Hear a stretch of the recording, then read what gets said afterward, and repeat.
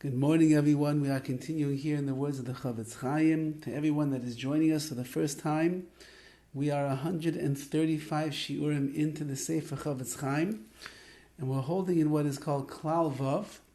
And for those that are looking inside, it's Klal Vav Ois Tes, which means the sixth Klal, and it is the letter Tes, which is number 9. And for those that have been following along the entire time, I believe there might have been a mistake in the last year. I think my bookmark was in the wrong place and I went backwards, but now we're holding by the right place for those that are looking inside. And that is, again, Klal Vav Ois Tes. That's the sixth Klal, the sixth category, chapter, and it is number 9. And the CHOFETZ CHAIM writes the following: Kishem sheshayich isa kabbalas Lashon HaRa. Just like we described that there's a prohibition of accepting Lashon HaRa, when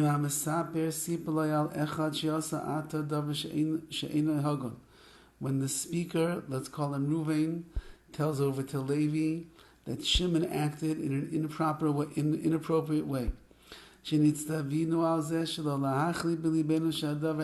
Remember, as we said before, you're not allowed to accept the words of Lashon HaRa as true.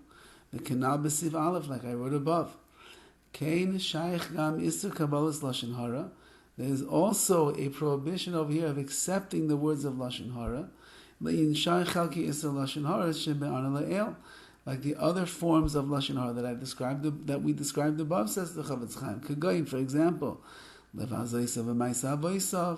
somebody comes along and says, "Oh, you should have seen what his parents did. They weren't even religious. We know they used to go to McDonald's and eat treif."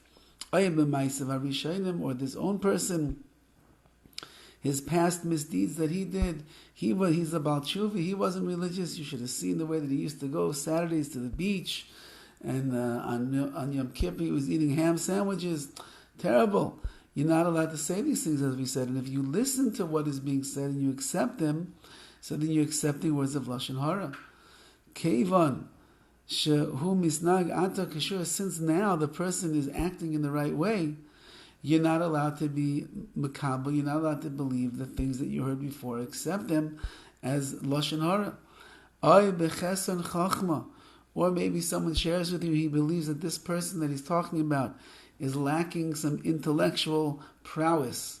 Hein b'Torah, whether it's in Torah, v'hein b'inyan olam, or whether in worldly matters, u'kanal b'chal dalid v'hein, like we mentioned above.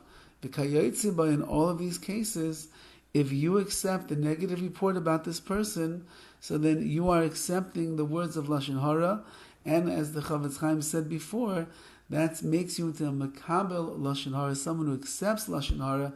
That, in different cases, is even worse than the person who's saying the Lashon HaRa himself.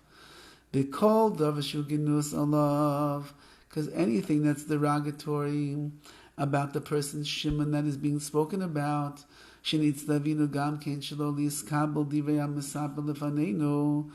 have been commanded by the Torah to not only that we're not allowed to speak about it, but we're not allowed to accept those words that are being said. Because it's